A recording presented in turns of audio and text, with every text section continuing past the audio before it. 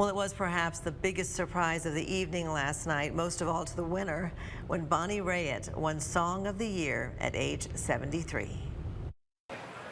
Just like that.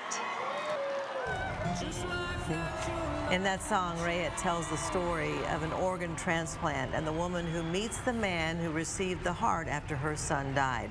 Raitt says she wrote the song just like that after watching a story like that on a news program.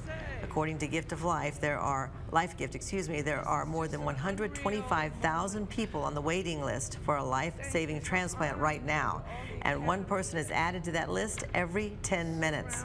Many are hoping the new attention given to this song will shine a light on the need for organ donors and the rewards that gift could bring to a grieving family.